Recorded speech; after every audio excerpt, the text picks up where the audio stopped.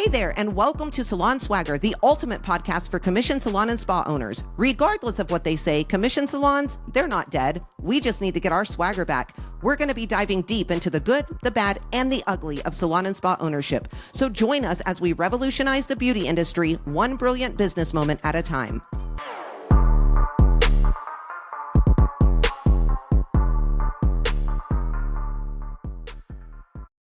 Hey there, fellow salon and spa owners. Welcome back to another episode of Salon Swagger. I'm Brie, your guide through the good, the bad, and the ugly of commission salon and spa ownership. And I am joined by none other than Chandra C. Hey, Chandra, what's up?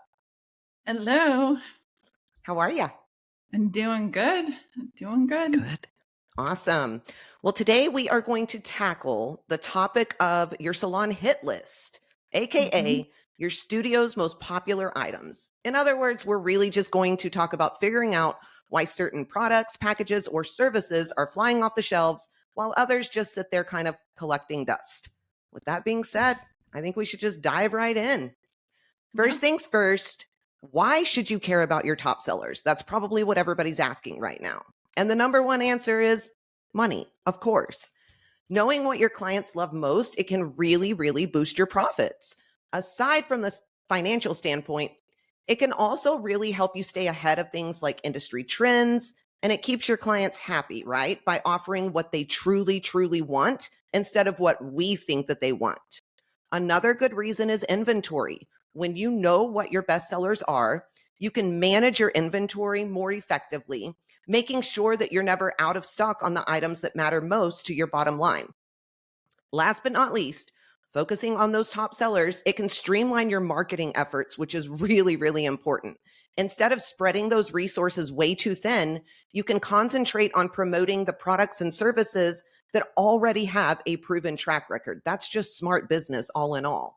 This is going to lead to a better ROI on your marketing spend and really more satisfied clients who find exactly what they're looking for. So I would love if you could share a specific instance where knowing your best sellers actually helped you make a very crucial business decision. Yeah, I mean, we actually weeded out a lot of our retail not too long ago. And I think that was the biggest point of knowing what we were going to continue to carry was knowing what those best sellers were. And so by doing that, it really helped us streamline our retail process. And I think if you don't know what those best sellers are, you kind of just have a lot of stuff sitting on your shelf that are just sitting there not moving. And that's what we had. We had a lot of, we call it dusty money because it's just sitting there collecting dust and costing us money. And so when you can kind of do that, I think that's what we did. And that's probably the most perfect example of what helped us the most by knowing those best-selling products. Yeah, I think products are a big one, but I also think we need to think of services. I was looking back over some of the people that we've had the privilege of coaching over the last, while. Service menus are always something that comes up quite a bit. We get some of these salon and spa owners that have, pages and pages full of services. And when we have them kind of do their service audit or things of that nature, it's like, this service hasn't even been sold in like 12 months. And you're spending thousands of dollars to keep either the machinery or the equipment or whatever you need to create the service on your shelves. And so all of that money is being wasted as well. Service audits are a great way to go about kind of looking through things in a very quick way. But I think we need to talk about how to figure out what is actually, I can't talk today, but we're going to go with it, selling like hotcakes. So the first step is you dive into your sales report. People are going to start rolling their eyes and thinking, oh my gosh, because they always get scared, but it's part of being a business owner, right? You have to check your POS, your CRM system to regularly track sales by product, service, package, whatever you're looking for. And this really needs to be done on a weekly, monthly, and yearly basis. This is the only way you're going to get a clear picture of what's consistently performing, in my opinion. So with that being said, how do you go about your sales reports to see what is actually selling or what are your top sellers? Well, I always pull two reports for service and retail, actually. We do both. And so for our service reports, we always look at what are the top selling services. And so going through and making sure that, we're marketing those type of top services. We can look at the ones that we're not doing, and then we can weed those out. Like you were saying, like we don't, it's a waste if you have that stuff on your service menu and you have those products for those services and you don't do them. And so I always pull those reports. I usually pull them monthly and quarterly myself, because we've just gotten in the habit of doing it so much that we don't need to do it too often, because we kind of are monitoring it pretty regularly. But I definitely think, all CRM softwares have those reports, and you can pull that and look at the quantity that you're doing, the amount of profit and money that you're making from each of those services, and know all of those metrics. Yeah, 100%. I would recommend anybody who is thinking about creating their hit list to really just pull that sales report and look at your Mhm. top 10 to 15 retail products, and then probably your top 5 services or packages that you offer. Anything more than that is just going to start getting really confusing. When you really dive in deep into those sales reports, you're usually going to have about 5 commonalities when it comes to services or packages, and then somewhere between 8 and 11 research wise shows when it comes to retail products. So, and the reason there's more retail products, obviously, there's so many different hair types and things of that nature. So it is going to be a little bit bigger. After your sales report, you need to get feedback from your clients. This is a no brainer. You have to conduct surveys, send follow up emails, use feedback forms during and after their visits. Ask them what products and services they absolutely love, what they wish that you offered more of, and what they're not so crazy about.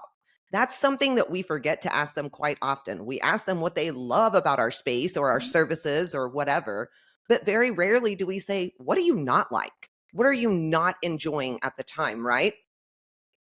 And then you want to ask your staff as well. So they're on the front lines. They have very invaluable insights. They are face to face and have in depth convos with all of the guests on a daily basis.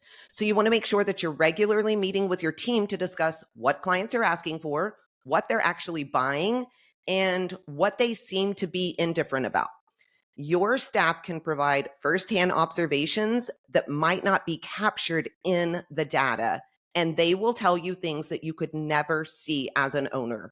100% certain of that. So, how often do you meet with your staff to discuss sales trends and client preferences? And what does that conversation usually look like?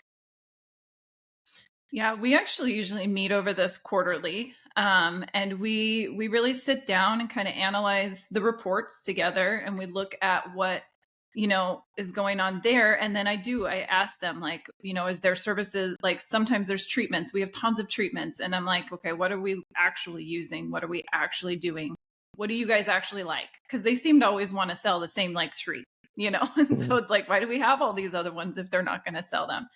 And so we sit down and we really kind of analyze what's going on, what they're selling, why they like selling those products or why they like selling those services, and finding out what, you know, kind of why they gravitate towards those same exact ones all the time. And then we'll do the same thing with the clients too, but it's really about the stylists, because they're the ones who are most behind those products and they want to sell it. So if they're not really bought into a specific product, it's just going to sit on the shelf.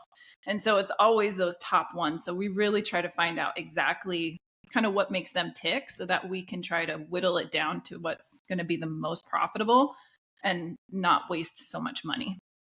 Yeah, 100%. I think you hit the nail on the head. We so often look to our clients, which is very important. We want to know what they love, what they don't like, what they need, right? What they desire. All of those things, very important. But at the end of the day, the style or the clients have no idea when they see a list of treatments, Mhm. what they need, what they are, what they're going to do, things of that nature, right? Your team are your rock stars. And so the information that you get for them is invaluable. I think that was a golden nugget that you just threw out there to everybody, and people should really listen to it. So once we have all of this information, it is now time to analyze, like Chandra just said. Do not let these words scare you. Don't let them. Some owners hear the words data and analyze, like I said earlier, and they start getting a bit nervous, and it's really not that big of a deal. It's like being a detective. That's the way I like to say it, right? You want to start by looking at your sales volume to identify the products and services with the highest sales numbers. So that's going to be your first step. This is going to tell you what's popular, what's in demand, all of those things. The next step you want to do is consider the revenue contribution of each item. It's not just about what's selling the most, and people miss out on this so often, but also about what's bringing in the most money. Because you may have one service that costs $6,000 that only sells 4 times in a year, but that is a huge chunk of revenue coming in, right? Sometimes a product with fewer sales can be a top performer because it has a higher profit margin, is what I'm trying to say.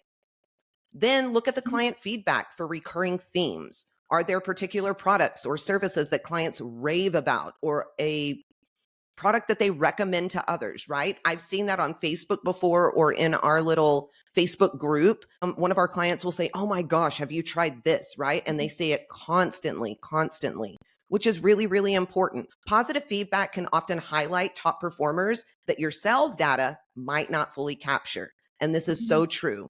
And then lastly, and probably most importantly, you have to examine the profit margins. Some products or services might be popular, but have very, very slim margins. This is something that we see as we coach on a daily basis, right? Identifying which items are not only popular, but also profitable can help you make smart business decisions. And that's what it's all about. So, can you walk us through your process of analyzing sales data to identify the top performers, like exactly how you do that? And then how do you balance between products that have high sales volume and those with higher profit margins? You've mentioned it so much. Let's talk about how you do it. Yeah, so I always pull the reports from the CRM first for actually both services and retail, like I was saying before. And we have a report, and I think a lot of them do that. You have to make sure all of your data from your products is entered into your system first of all, because you can't get an accurate report if you're not making sure that you're entering how much money you paid for a specific product and having your retail cost. And so if you do that, it's super easy to just pull a report, and it will calculate those numbers for you and tell you if you're making money on what percentage you're making on that product, or if you're losing money on that product. And so first you got to make sure you have everything entered. That would be number one. And then also you can pull those reports. And then I always go through and look at those and see, like, so for services, for instance, we also have how much each service costs us put into our system. And so I can easily pull that report and see, okay, we made X amount of dollars on a specific service, and it cost us this much. And then you can see exactly how much money you're losing or how much money you're making. And so that's how I analyze those reports. I kind of go through each service line by line and see exactly how much money we make off of each one. And when we did this about a year ago, we realized we were actually losing money on color retouches, which that's one of our biggest services. And we thought, that's our biggest money maker because that's bringing in tons of money. And then by analyzing those reports, we realized we actually were losing money on that service. So we had to make some tweaks in our price and our timing and our, different things to make sure that we could actually make a profit on one of our most popular services. And so when you analyze those reports, you start to see that, and you realize, you might be thinking you're making money on all this money, and you realize at the end of the day, you're actually losing money if you don't we've do seen those that. reports correctly. We've seen that so many times, right? And I think that's why it was important to discuss today, is because it's something that we've seen over and over and over and over again. And so for those people out there that are barely breaking even, or they're losing just small amounts of money at the end of the month, every single month, doing something like this could drastically change your business. It could take you from being in the negative to positive 2% profitability, right? So it's very, very important to do. Knowing your top sellers, it's not just about boosting sales in the short term, though. It's really about long-term success. Effective inventory management ensures that you always have everything you need in stock, reducing waste and avoiding overstocking. This leads to better cash flow and less money tied up in unsold inventory. Notorious. Salon and spa owners are notorious for this. While we've been coaching commission salon and spa owners, this is an area that we have seen honestly as a problem for almost every single one of them. We tend to overspend on inventory way too often, way too often. I am a stickler for this. This drives me nuts when I see owners doing it. But I'm a tightwad too, right? My staff have exactly what they need. They never run out of things, but we don't have a lot of extra. It's just not something that we're willing to do.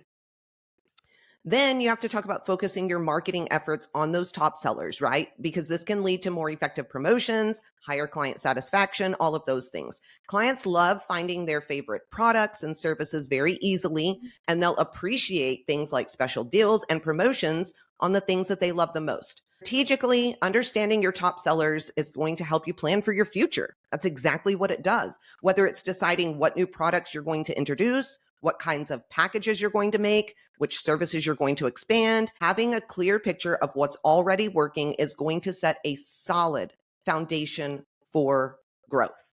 I know that inventory was an area we worked on hard when I was coaching you, right? Yep. Since then, yeah. it has gotten, my gosh, so much better. So Yep. how do you feel that knowing your top sellers impacted your inventory management and your cash flow? Well, definitely by making sure we had the stock in those products.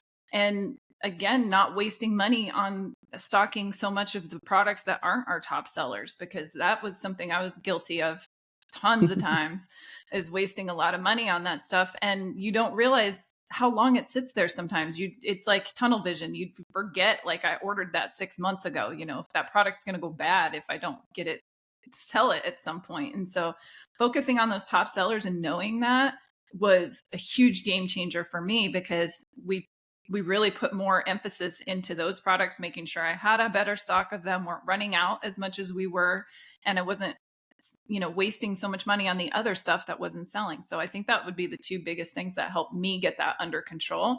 We still use, I use that still, our top sellers. Like, that's something that once I started doing that, I carry that on probably forever, because it just makes so much sense in your business to keep things flowing the way that they need to be. 100%. It also makes delegating inventory to your team way easier, in my opinion, right? Once you get this, I don't know, this plan down and you have it created and you've kind of learned it yourself, it's really easy to train someone on it and not have to worry about inventory. So many salon and spa owners are terrified to turn their inventory management over to somebody else. But when you're doing something like this and data is showing you the answer, it's really easy to start handing that over. Can you share an example of how focusing on top sellers has influenced your marketing strategies? Mm-hmm. Yeah. So whenever we do marketing, well, each month we have a different promotion. And so whether it's a service promotion or it's a retail promotion, and we always focus on those top sellers for those promotions, because they do so much better than when we try to just put some random products together that are sitting on the shelf, or trying to just come up with some so creative promotion that nobody actually cares about, right? Like, and so it's like when that we focus saying, on, if it's broke, don't fix it, right? right, exactly, it's exactly right. So when we do focus on those top sellers, though, those packages sell like crazy, because people already love that product, and you might be putting a little extra something into it, or doing a little bit of a discount here or something there. We will sell 100 times more of those products than if we did something that was not a top seller, or we just tried something different. And so even with the services, it's the same thing. Like, if we focus on treatments or different things or different promotions for the month, we still focus on those top ones, because we will sell so many of them compared to anything else.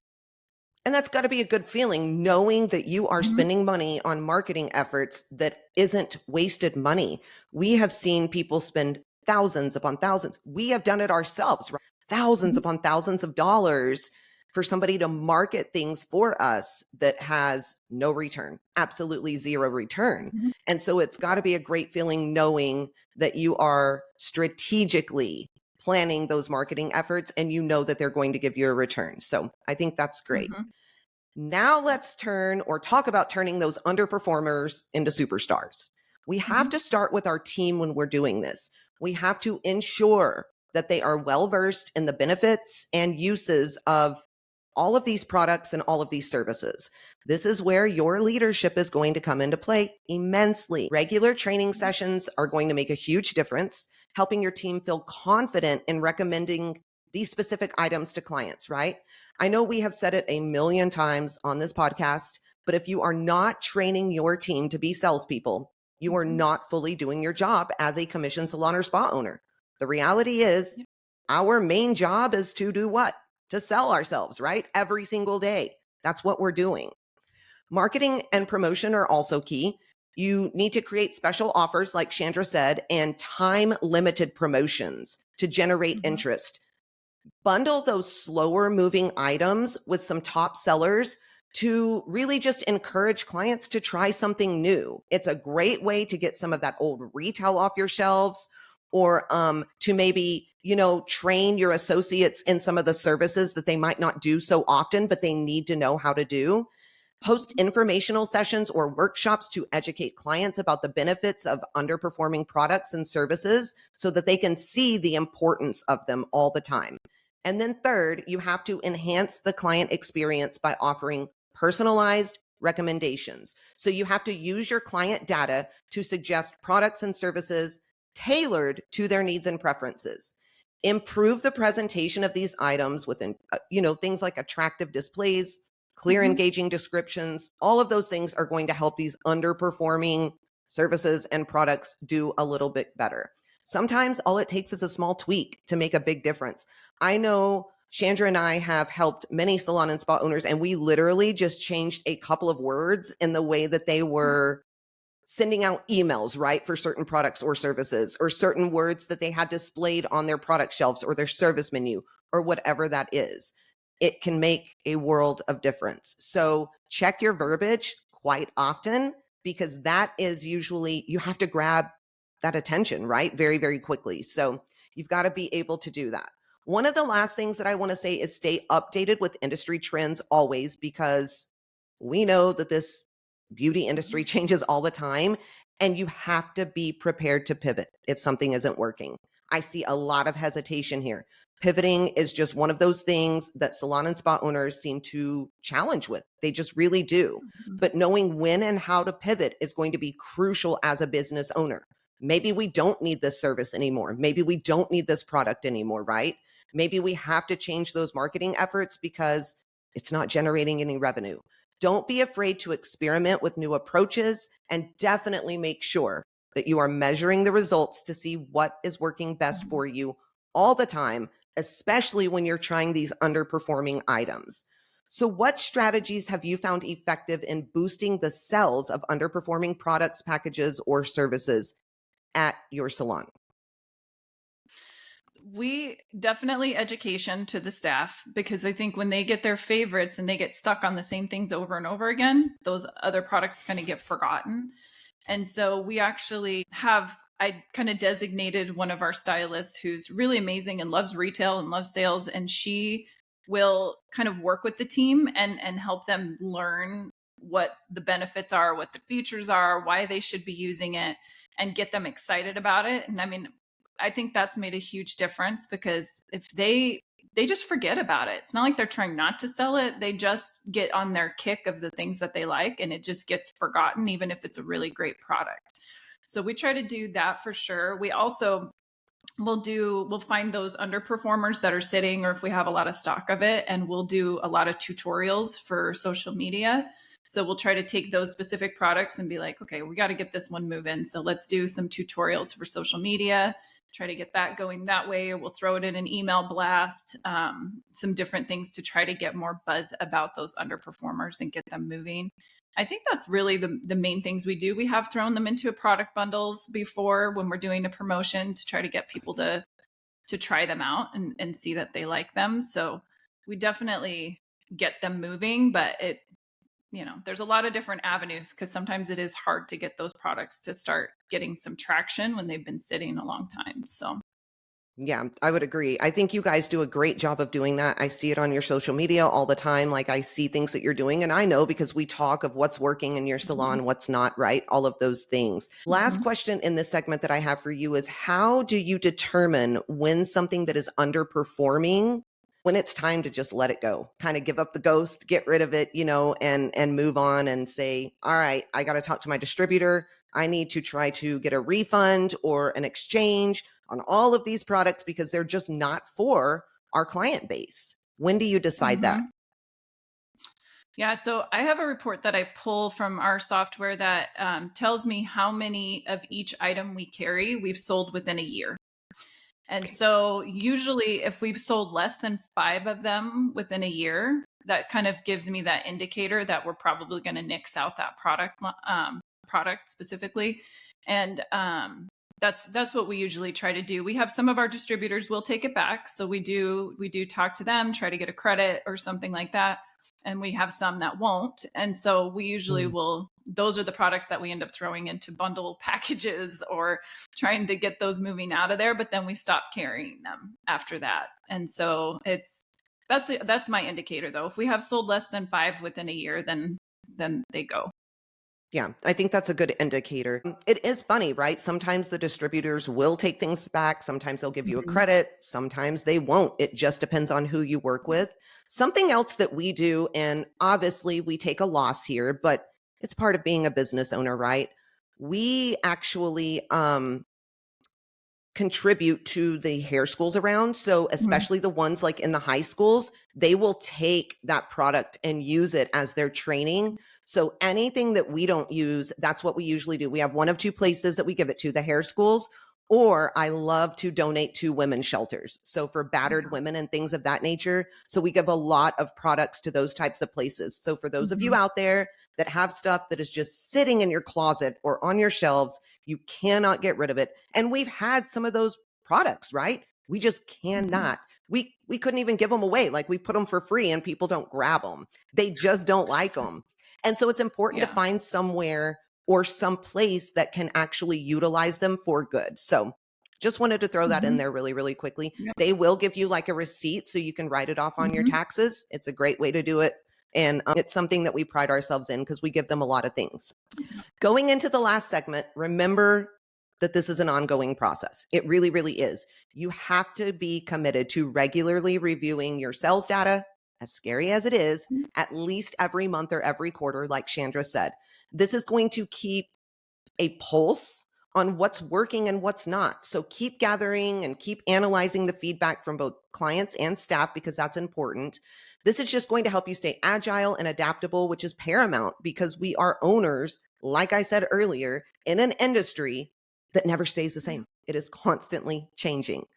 Don't forget to Mhm. take risks and don't be afraid to switch things up based on the things that you're learning. We tend to live in our comfort zone the same way our stylists do or our technicians, right? They have their favorite shampoos or conditioning treatments Mhm. or whatever it is. And we as owners do the same thing, but we have to take risk. That's what being an owner is. We have to try new promotions. We have to introduce new products. We have to build new packages. And we always, always, always have to look for ways to improve the guest journey and the guest experience. Constantly improving is going to be essential for creating a sustainable business and honestly for growing your studio. It's the only way to do it. So, can you share a time when you had to pivot your strategy based on data and or feedback? And what was the outcome of that? Yeah, I think the biggest thing would be kind of what I was saying when we did our service audit and really having to find out that um, we were losing a lot of money in certain areas. And when we start really diving into figuring out what we can do and getting feedback from clients or getting feedback from staff about these types of services that, or whatever the product, when we're going through that, we had to really make some changes in our pricing and in the way that we were doing some of those services, because when your most popular items or your most popular services are actually losing you money, you have to make those changes and pivot and do something different because you can't get out of that hole if you don't. So, and you won't know that that's happening. We were probably losing money on those services for 12 years and had no idea. Right. And so it can happen very easily, and you have to make those changes. So that's what we did. I mean, we went in and I talked to the team too, because I'm like, we can't be going in this direction. So what are things that you guys can offer to recommend that we can get this to be a profitable service? Because we couldn't raise our price $20, so Right. it was like we had to find ways in-house too to make these things better, so that way we weren't losing money on those services. So I think that would be the biggest one that turned us around, where we had to really make some changes to find out exactly how we could start making a profit instead of losing money. Completely agree. Yeah, for those out there that have never done a service audit or don't know how to do one, you have to figure it out. Like, you have to find someone who can teach you how to do a correct service audit, because it can change your business and your life. Honestly, it really, really can. I have seen people go from, 0% profitability to 12% profitability just by doing things of this nature. Chandra's profitability has increased drastically in the last couple of Yeah. years just from doing stuff like this. So I know the answer to this question, but I'm going to ask it anyway. Would you say that using this process has changed your business immensely in a positive manner? Absolutely, for sure. Before, we were losing tons of money. Our inventory was out of control. I didn't really have a good handle on it, and using this process changed all of that. And as the owner, I think we sort of get stuck in this mindset of like what we think is best, and we forget that like a lot of these things are not best for the clients or for the team that you have. And they might have a better way, or they might have a better suggestion, or they might have something different that they can offer. And we forget like, oh, we want to only have these products because that's what I think is best, or I'm only want to offer these services because that's what I think is best. So when I implemented this process, it not only changed our cash flow and our financials, but it also changed my entire business, because I started asking them for more feedback and finding out what makes them tick. And it wasn't just about my favorite things anymore. Yeah. No, I think that's absolutely true. And I think it's really, really important. And therefore, it goes to show that simple things like this, I mean, yes, they're thorough, they're in-depth, they're very, very important, but simple things like this and learning these things can make you a better leader to your team, which in turn can change the entire motivation of your team and the culture of your studio at the end of the day. Yeah. Awesome.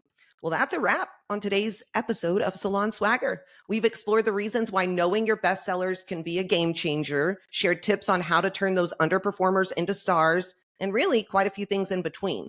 I want to thank everybody for tuning in. If you guys enjoyed this episode, be sure to subscribe, leave a review, and share it with your fellow commission salon and spa owners. Your feedback helps us continue bringing valuable insights to help you thrive and honestly to revolutionize commission salons and spas, because that's what we want to do. So Chandra, where do our listeners go to follow us on social media platforms and to take advantage of some of our amazing resources that we have? Yeah, reach out to us on social media. You can find us on Facebook or on Instagram at the Beauty Biz Agency. Leave us a message, or send us a comment. Let us know if there's certain things that you would like to see on the show. And you can also get some of our free resources from our website at thebeautybizagency.com, and reach out to us by email at admin@thebeautybizagency.com. Love it. Don't forget to follow us on TikTok either. We are now on there and we are trying to post as often as we can. So if you guys are ready to take your salon or spa to the next level, join the Beauty Biz Agency coaching program. We offer personalized strategies and support to help you run a profitable and successful business and teach you how to get the freedom that you deserve. Visit our website and learn more whenever you're ready. With that being said, go out there, make some boss moves. Until next time, keep slaying those business goals with style, sass, and a whole lot of swagger.